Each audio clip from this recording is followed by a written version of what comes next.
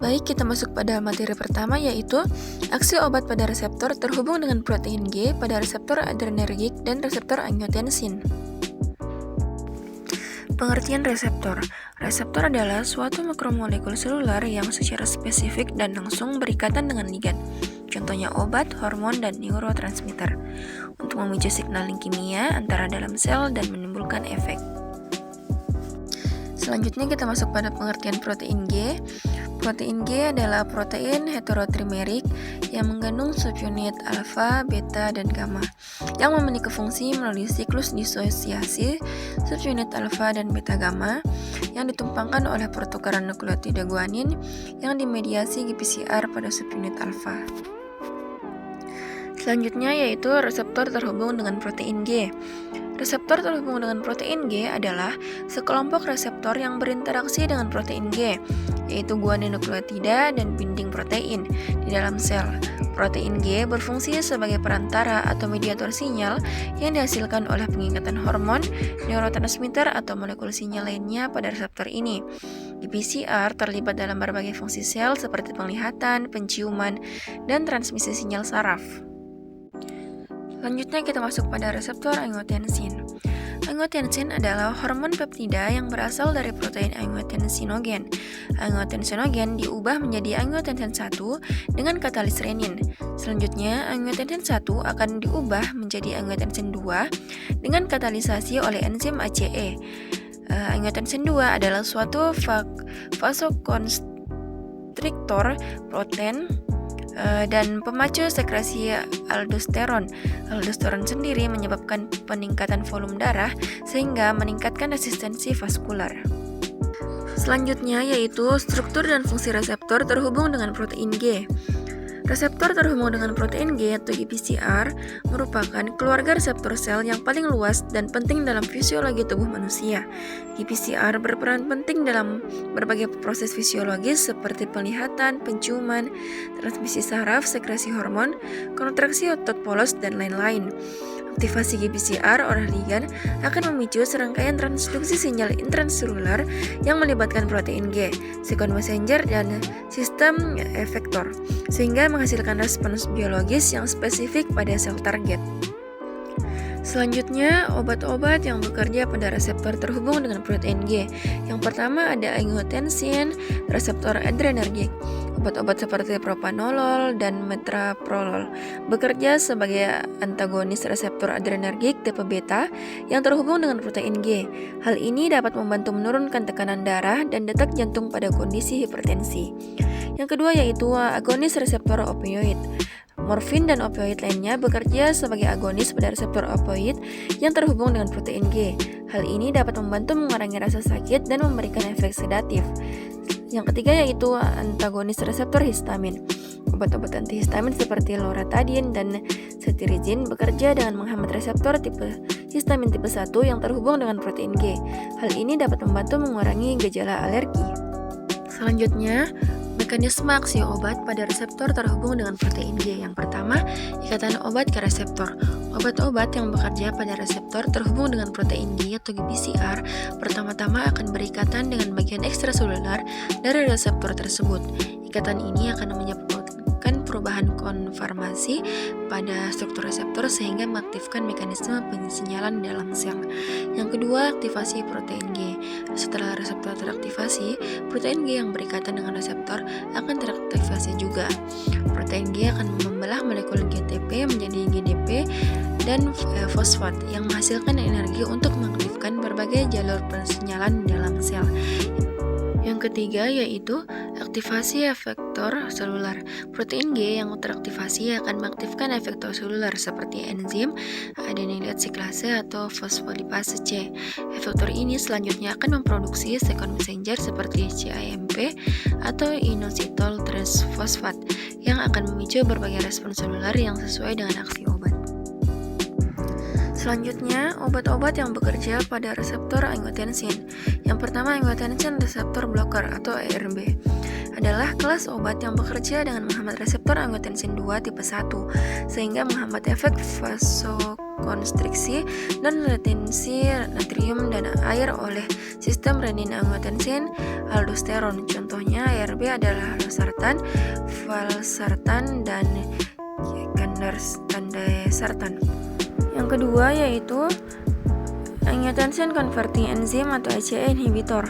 Bekerja dengan menghambat enzim ACE yang berfungsi mengkonversi angiotensin 1 menjadi angiotensin 2 sehingga menurunkan kadar angiotensin 2. Contoh ACE inhibitor adalah captopril, enalapril, dan lisinopril. Yang ketiga yaitu direct renin inhibitor. Obat ini menghambat aktivitas renin secara langsung sehingga menghambat produksi angiotensin 1 dan menurunkan kadar angiotensin 2. Contoh obat ini adalah aliskiren. Selanjutnya reseptor adrenergik, tipe dan mekanisme kerja. Yang pertama reseptor alfa adrenergik.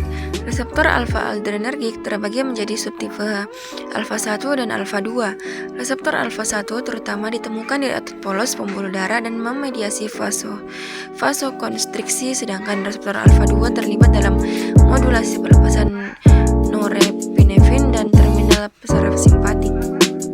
Yang kedua yaitu reseptor beta adrenergik. Reseptor beta adrenergik juga memiliki beberapa subtipe yaitu beta 1, beta 2, dan beta 3.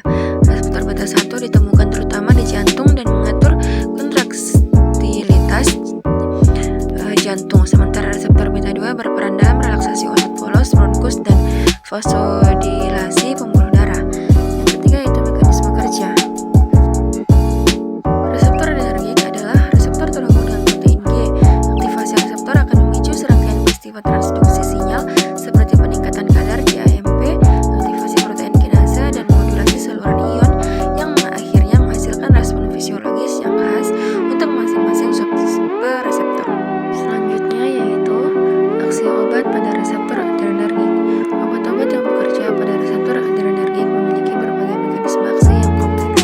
Reseptor adrenergik terbagi menjadi tipe alfa dan beta dengan masing-masing subtipe yang memiliki fungsi dan respon terhadap obat yang berbeda-beda. Obat agonis adrenergik bekerja dengan mengikat dan mengaktifkan reseptor, sementara obat antagonis bekerja dengan menghambat aktivasi reseptor.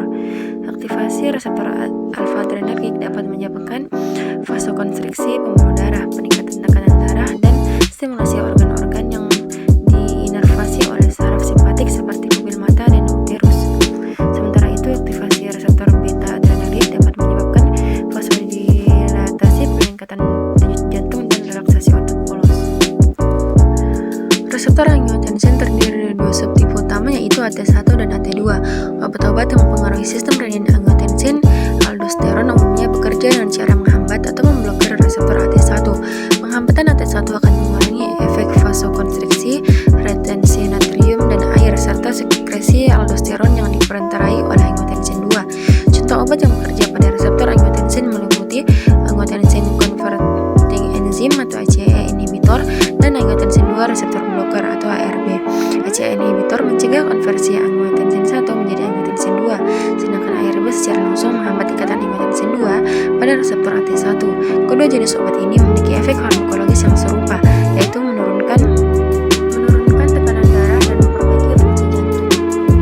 Selanjutnya yaitu efek farmakologis obat. Yang pertama, efek kardiovaskular. Obat adrenergik dapat mempengaruhi fungsi jantung dan pembuluh darah.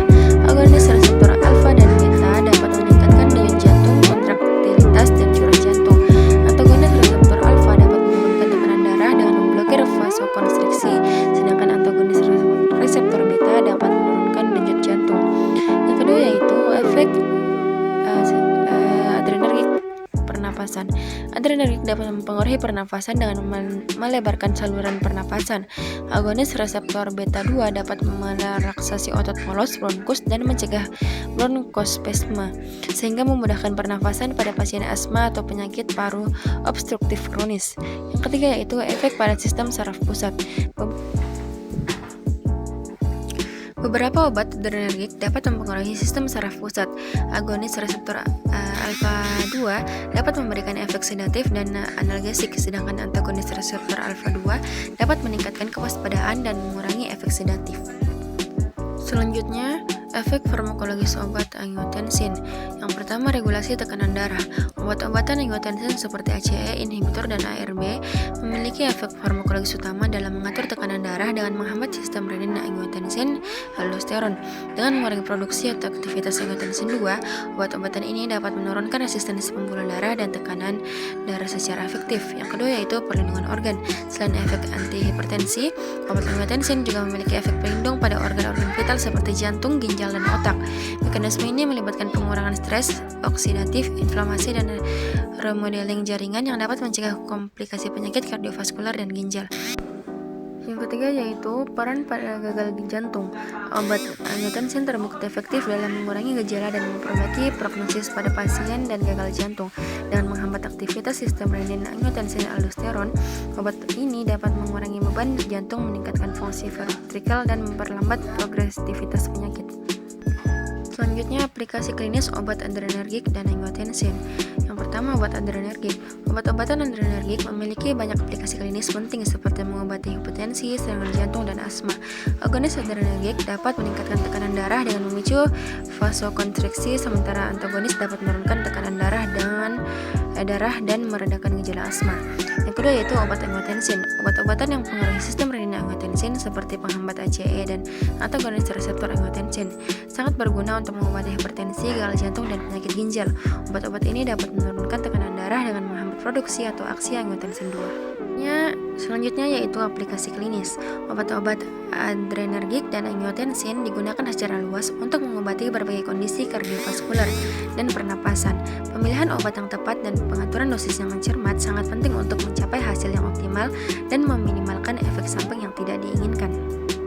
Selanjutnya masuk pada metode kedua yaitu aksi obat pada resep growth factor dan sitokin. Growth factor sitokin merupakan molekul-molekul penting yang memainkan peran vital dalam proses penyembuhan dan penanganan berbagai kondisi medis. Berbagai jenis growth factor dan sitokin bekerja secara sinergis untuk mempromosikan regenerasi sel, mengurangi inflamasi, dan meningkatkan respon imun pada pasien. Pemahaman yang mendalam tentang mekanisme aksi dan aplikasi klinis dari growth factor dan sitokin dapat membantu para profesional kesehatan mengoptimalkan pengobatan dan meningkatkan hasil pengobatan yang baik bagi pasien. Selanjutnya sitokin. Sitokin adalah golongan protein yang berperan dalam komunikasi dan regulasi sistem kekebalan tubuh. Mereka dihasilkan oleh berbagai jenis sel, terutama sel imun, dan memicu respons inflamasi, mengatur diferensiasi sel, serta mengkoordinasi interaksi antara sel-sel kekebalan. Beberapa sitokin terkenal seperti interleukin IL, interferon IFN, dan tumor necrosis factor atau TNF. Selanjutnya, mekanisme aksi growth factor pada resep. Pengenalan growth factor. Growth factor adalah protein yang memainkan peran penting dalam mengatur proliferasi, diferensiasi, dan kelangsungan hidup sel. Yang kedua yaitu interaksi dengan reseptor sel. Selain efek antihipertensi pada organ-organ vital seperti obat angiotensin, juga memiliki efek pelindung jantung, ginjal, dan otak. Yang kedua yaitu efek biologis pada sel. Bergantung pada jenis growth factor dan sel targetnya, aksi growth factor pada resep dapat menstimulasi berbagai proses seluler seperti angiogenesis, perbaikan jaringan, regenerasi sel, dan modulasi respon imun. Hal ini memungkinkan penggunaan growth factor dalam berbagai aplikasi klinis. Selanjutnya, mekanisme aksi sitokin pada resep. Mekanisme aksi sitokin pada resep melibatkan beberapa tahap penting. Pertama, yaitu sitokin akan berikatan dengan reseptor spesifik pada sel target. Ikatan ini akan memicu aktivasi jalur sinyal intraseluler. Selanjutnya, sinyal ini akan mengaktifkan faktor transkripsi yang mengontrol ekspresi gen-gen terkait. Akhirnya, perubahan ekspresi gen akan menghasilkan respon biologis yang diinginkan, seperti proliferasi, diferensiasi, atau aktivasi sel. Pemahaman yang mendalam tentang mekanisme aksi sitokin sangat penting untuk mengoptimalkan pemanfaatan dalam terapi. Yang pertama yaitu pengenalan. Sitokin adalah molekul sinyal yang memainkan peran penting dalam respon imun dan peradangan. Yang kedua yaitu ikatan reseptor. Sitokin akan berikatan dengan reseptor khusus pada sel target mengaktifkan sinyal intraseluler. Yang ketiga yaitu aktivasi transkripsi. Sinyal sitokin akan mengaktifkan faktor transkripsi yang mengatur ekspresi gen-gen terkait. Yang keempat yaitu respon biologis. Aktivasi gen-gen tersebut akan menghasilkan respon biologis seperti proliferasi, diferensiasi, atau aktivasi sel. Selanjutnya, aplikasi klinis growth factor dalam pengobatan. Yang pertama untuk penyembuhan luka. Growth factor seperti PDGF dan EGF telah terbukti efektif dalam mempercepat penyembuhan luka dengan meningkatkan pembentukan jaringan granulasi dan epitelisasi. Terapi berbasis growth factor dapat diterapkan pada luka kronis, luka bakar, dan ulkus diabetes untuk mempercepat proses penyembuhan. Yang kedua, regenerasi tulang. Growth factor seperti BMP dan IGF dapat menstimulasi pembentukan dan pertumbuhan tulang baru. Aplikasi klinis meliputi fraktur, osteotomi, dan rekonstruksi tulang untuk mengoptimalkan proses penyembuhan. Yang ketiga yaitu terapi saraf. NGF dan GDNF telah terbukti efektif dalam merangsang regenerasi dan perbaikan saraf. Aplikasi klinis mencakup pengobatan neuroterapi, neuropati, perifer, cedera saraf, dan penyakit neurodegeneratif. Yang selanjutnya yaitu rejuvenasi kulit. Growth factor seperti FGF dan VG dapat merangsang produksi kolagen dan elastin, meningkatkan vaskularisasi, serta memperbaiki struktur dan tampilan kulit. Terapi growth factor digunakan dalam prosedur kosmetik untuk mengurangi tanda penuaan dan memperbaiki tekstur kulit. Selanjutnya, aplikasi klinis sitokin dalam pengobatan. Yang pertama, penanganan peradangan. Sitokin memainkan peran penting dalam mengatur proses peradangan dengan mempengaruhi respon sistem kekebalan tubuh, contohnya interleukin 6, IL-6, dan tumor necrosis factor TNF. Dapat digunakan untuk mengatasi kondisi-kondisi inflamasi kronis seperti artritis, reumatoid, dan penyakit Crohn. Selanjutnya, terapi kanker. Beberapa sitokin seperti interferon alfa dan interleukin 2 telah digunakan sebagai terapi adjuvan untuk kanker. Yang ketiga yaitu penanganan penyakit menular. Sitokin juga berperan dalam melawan infeksi virus, bakteri, dan parasit. Misalnya interferon gamma dapat membantu meningkatkan respon imun terhadap infeksi tuberkulosis dan hepatitis C. Selanjutnya, efek samping potensial dari terapi growth factor dan sitokin. Yang pertama, peningkatan resiko. Terapi dengan growth factor dan sitokin dapat meningkatkan resiko terjadinya efek samping yang serius seperti pembentukan tumor atau proliferasi sel yang tidak terkendali. Hal ini harus diawasi dengan ketat oleh tenaga medis. Yang kedua, reaksi toksik. Penggunaan growth factor dan sitokin dapat memicu reaksi toksik pada pasien seperti demam, mual, sakit kepala, dan alergi. Dosis dan frekuensi pemberian harus disesuaikan untuk meminimalisir risiko ini. Yang ketiga yaitu inflamasi. Pemberian growth factor dan sitokin dapat menyebabkan inflamasi pada jaringan target atau di tempat injeksi. Hal ini perlu dipantau dengan cermat untuk mencegah komplikasi yang serius.